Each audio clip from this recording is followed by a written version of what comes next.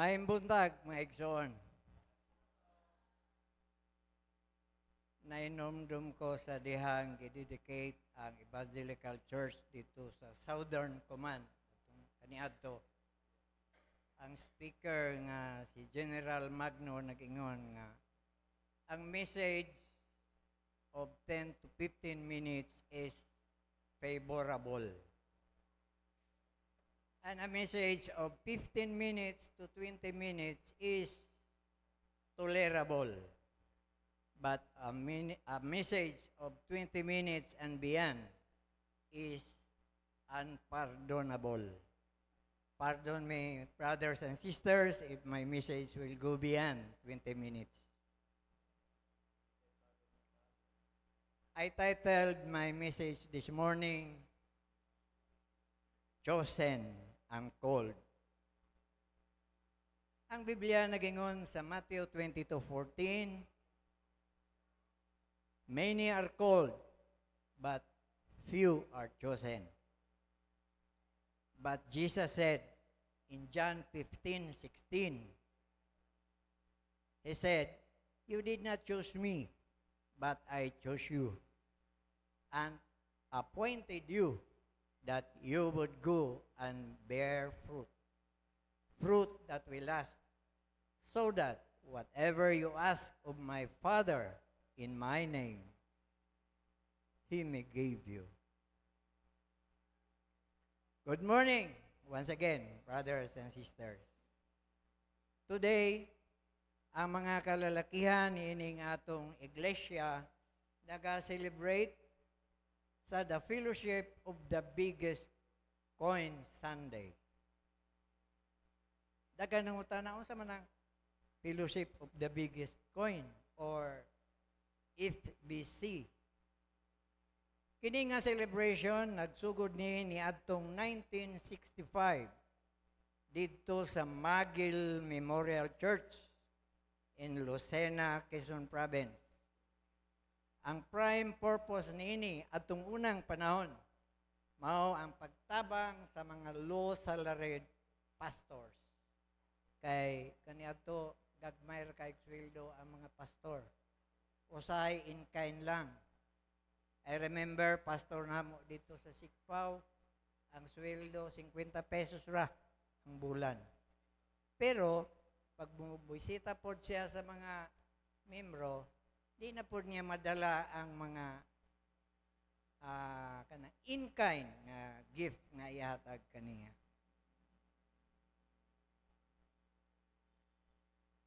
O, usasab niini, nga makatabang kini sa pag-implementar sa mga programa sa iglesia, sa atong simbahan, pinaagi sa mga CROs, particularly ang UCM. Kaya sa pagkakaroon ang UCM lang sa pagkakaroon ang nagtabang sa iglesia sa pagpaeskwela og mga ministerial student.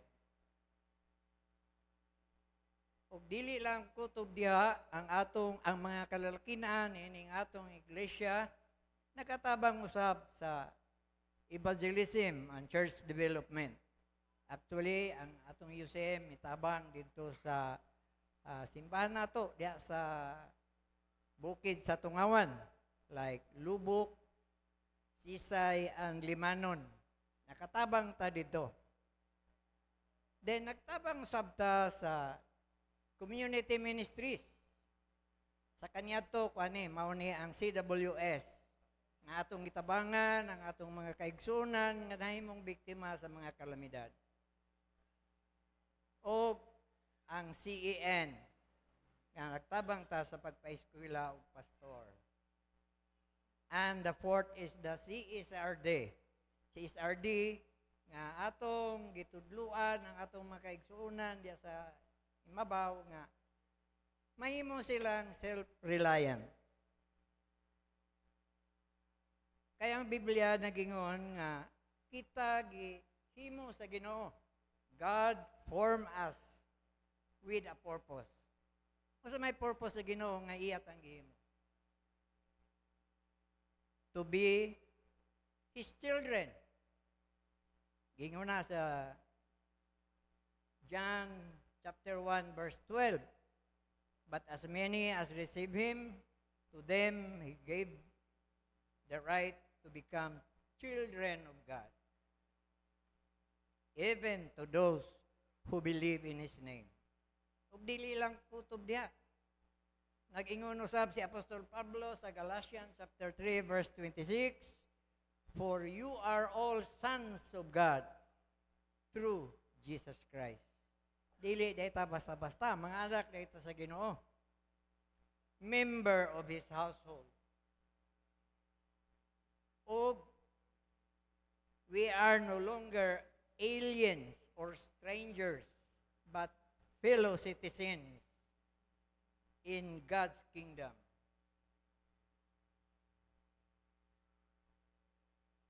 Ang Biblia nagingon, God is at work and He wants us to join Him. God calls us to join Him in His ministry. In John chapter 9 verse 4, Jesus said, we must quickly do the work of Him who sent me while it is day. Night is coming and all work comes to an end. So karon pa lang, mitas kaya pa nato mulakaw, mubuhat, ato nang sugdan ang pagbuhat sa mga buluhaton sa pagpadayon sa ministeryo nga gisugdan ni Jesucristo. The Bible said, we are messengers of God's love and purpose to the world, to tell others the saving grace of God through His Son, Jesus Christ. Ato nang mabasa sa Matthew chapter 11, verse 10. Mingon siya, behold, I send my messenger ahead of you, who will prepare your way before you. So, gisugo ta, nga kita ang magprepara sa dalan. Tudluan nato ang uban. Atong ibalita ang mayong balita sa kaluwasan, pinaagi kang Kristo Jesus. Since God is at work, He needs worker. Siyempre, kinahanglan siya mga magbubuhat. Kay mingon si Jesucristo sa Matthew chapter 9 verse 37 and 38, the harvest is plentiful, but the workers are few. Therefore, beseech the Lord of harvest to send out workers into the harvest. Daghan ang mga anihon, apan gamay lang ang mga ngani. O ginaot nga kita mahimong mga ngani, mahimot ang kabahin sa mga buluhaton sa pagpadayon sa ministeryo ug misyon nga gisugdan ni Jesucristo.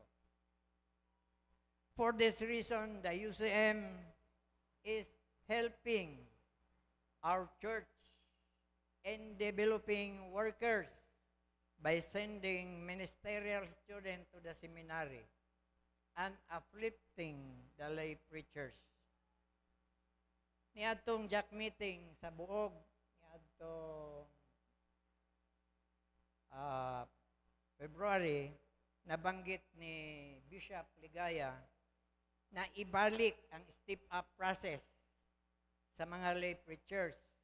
Hopefully, mabalik kini tungod kay ang atong konferensya, wala na gyoy, napay church work, pero gamay na lang kayo. Imagine, we have 51 churches and we have only 19 pastors. Na, pilay kasimbahan ang dadon sa usa ka pastor. So, kinahanglan mag-develop ta o mga lay preachers, o ginaot din sa atong simbahan, doon na mag-apply o lay preacher. Aron makatabang ta sa pagpalambo sa ministeryo o misyon nga gisugdan ni Jesucristo. Jesus said in John chapter 14 verse 12, if you believe in me, you will do the work that I do, and greater works than this you will do, because I will go to the Father. Ano mula ka man siya nga wala pa man mahuman? ang buluhaton.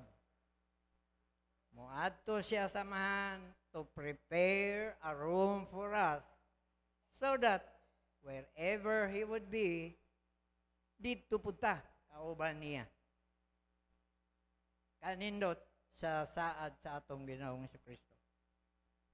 Ug bisan si Apostol Pablo naghagit kanato sa Acts 20:24 mingon siya, my life is worth nothing unless I use it for doing the work assigned to me by the Lord Jesus Christ, the work of telling others the good news of salvation and God's wonderful kindness and love. So, kinahanglan di ay walay silbi ang atong kinabuhi. Ingon nga magtutukon, di nato gamiton sa mga buluhaton. Sa pagsangyaw sa may balita sa kaluwasan. Di naman ta kinahanglan muwali. Makatabang ta sa mga nagkinahanglan. Nakaalagad kita sa Ginoo. Because serving God is serving our fellow men. Ang atong iglesia sa UCCP, sa atong Constitution and Bylaws, sa Article 1, Section 9-A, nag-ingon, every member are mandated to proclaim the gospel and bear personal witness in both words and service in the context of one's immediate community, nation, and the rest of humanity. So, kinahanglan dahil atong himuon, mutabang ta. Sa atong pagtabang sa atong isigkatao, atong na-proclaim ang gugma sa Diyos. Ngadto kanila. Sa miaging mga tuig, ang atong iglesia nakatabang sa atong komunidad. Ilabi na kadtong mga nabiktima sa kalamidad.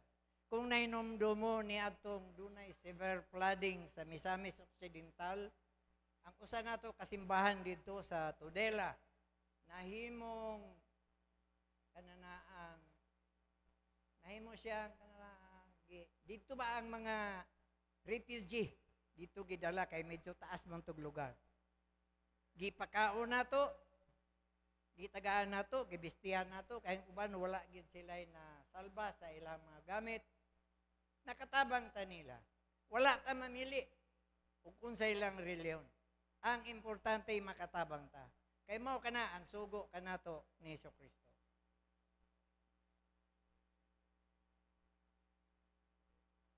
Ang mga CRO,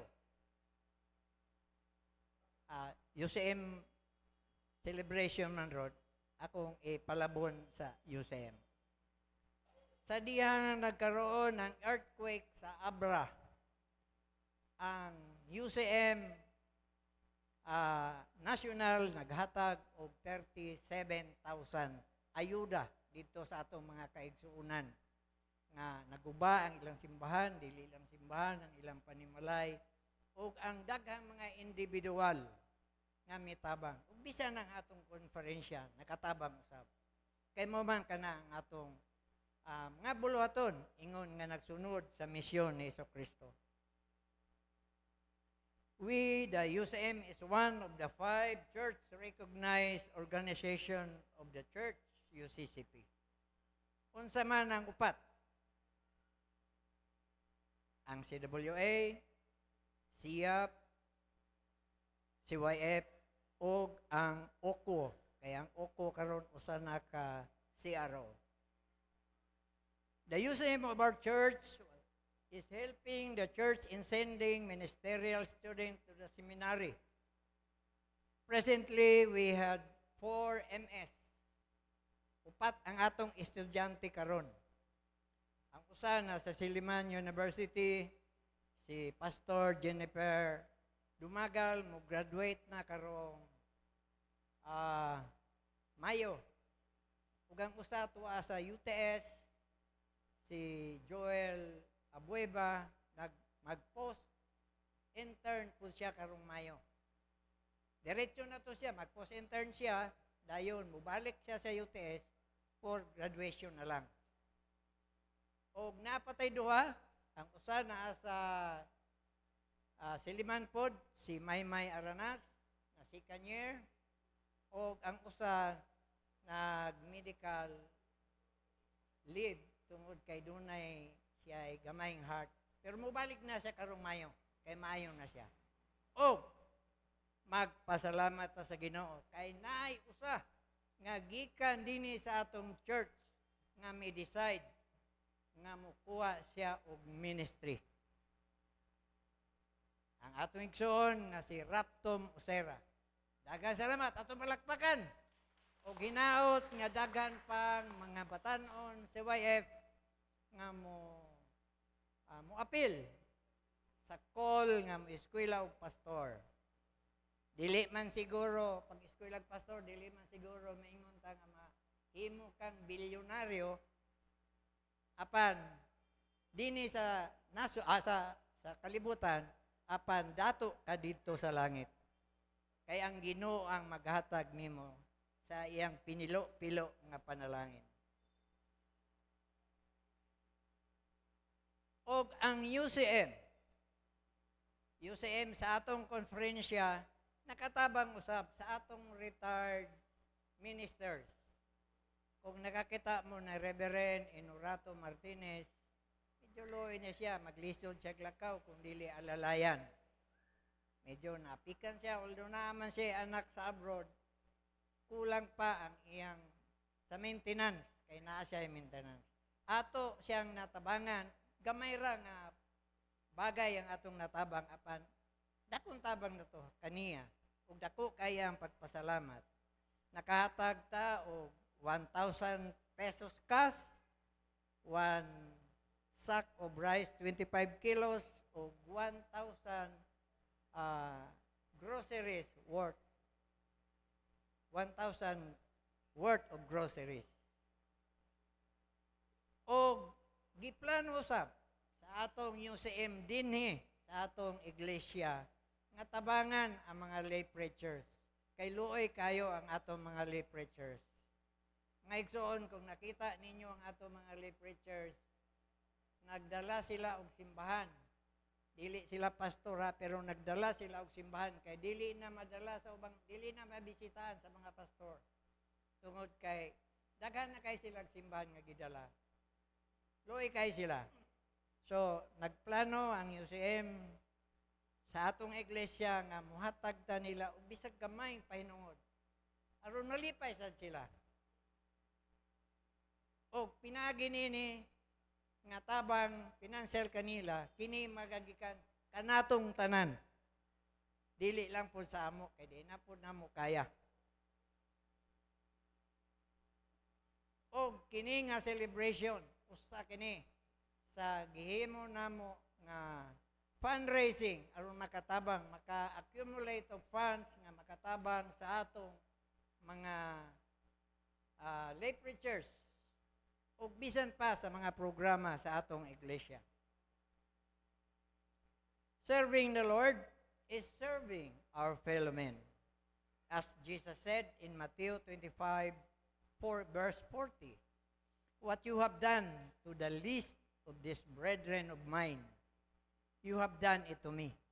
Kung nakatabang dayta sa atong isig katao, kung sa may atong gihimo kanila, mausap ka ng atong gihimo ngadto sa Ginoo. Brothers and sisters in the Lord, atong suportahan ang UCM celebration, ilabi na kini, Fellowship of the Biggest Coin. O we encourage among giawhag ang tanan nga mo offer og 2 pesos sa kada tuig sa atong edad. Pananglitan, akong edad 50, ang akong offering is 100 pesos. 50 times 2. O kini dako kay ni og matabang sa mga buluhaton, sa atong konferensya, sa atong iglesia, nga mapadayon nato ang herald sa mga buluhaton, ingon nga magtotoo sa Ginoo. We need to send more ministerial students to the seminary and develop more lay preacher. Hopefully, the step-up process of our lay preacher will be restored.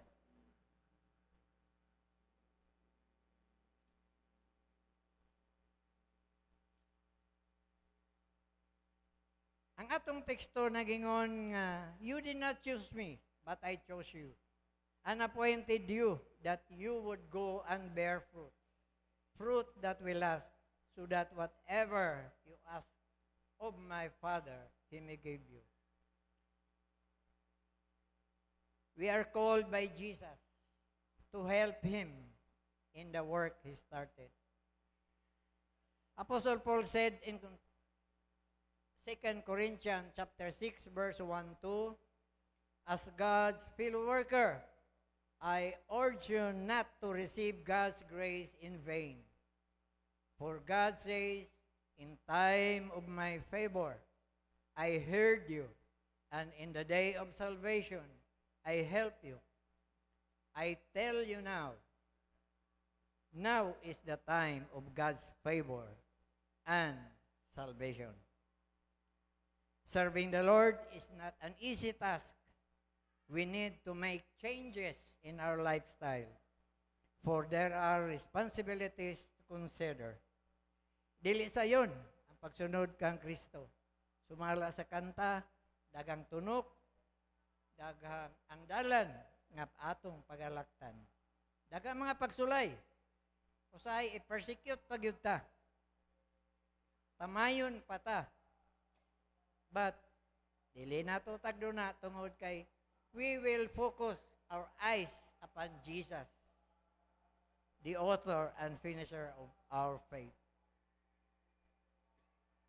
Mga igsoon, daghan ang gipangtawag, apan gamay ra ang napili.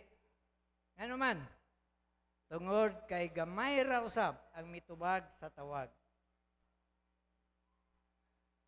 Mingon ng Ginoo sa Proverbio 1:23, gipangtawag ko kamo, apan wala ko ninyo paminawa. Wala mo maminaw sa akong tambag. Sa panahon unya nga kamo motawag nako, dili sad ko maminaw ninyo. Dili ko mutubag sa inyong tawag. Gusto ba nato na? Siguro dili. So, atong buhaton ang mga butang gihagit sa atong Ginoo kanato. Dagang mga higayon nakadungog ta og mga wali gikan sa mga preacher. May tungod aning treatise: time, talent, and treasure. Time to do the ministry, talent in doing the ministry, and treasures to support the ministry. But sometimes mahimo pa ning alibay nato. Wala man ko anang treatise, wala man ko'y time, wala ko'y talent, wala po ko'y treasure samot. Apan, mingon ta nga, ang atong amo dato kayo. Wala pa lang sa atong bulsa. So hopefully, ang treatise nga gihagit kanato, daghang mga preacher, I think si pastor nakawali ani, iya po ning kuan nato. Nga atong i-offer sa Ginoo ang atong treatise. Sometimes we cannot do the works because of fears. Labi na karon ang atong nasod, kuyaw. Kuyaw ang atong nasod, ang kalibutan kuyaw sad. Naglinog dito, sunog dito, gira dito. Kung magbasa tag Biblia, mahadlok ta, kay maingaw ng Biblia, this is the sign that Jesus will coming soon. Andam bata, kunya, sa pag-atagbo kay Jesucristo. Kay mingon ang si Jesucristo, kung imong gigugma ang imong pamilya, labaw ka nako, dili ka ngayon kanako. Hopefully, we will love Jesus Christ.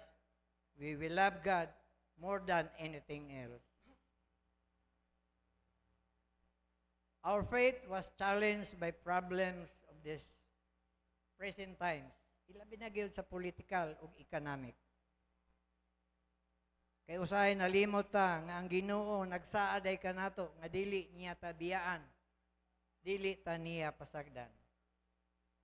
Therefore, brothers and sisters in Christ, as we are called to continue the mission of our Lord Jesus Christ, let us support the fellowship of the biggest coin of the UCM and be part of Christ's mission so that the Great Commission will become a wonderful completion and God will say to us, "Well done, my good and faithful servant. You have been faithful in a small thing. I will put you in charge in many things. Come and share your master's happiness and inherit the kingdom prepared for you from the foundation of the world." Let us remember that God formed us.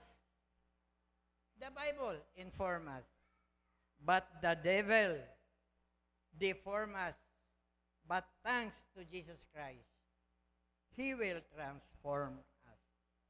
Happy FBC Sunday, and God bless us all. Amen.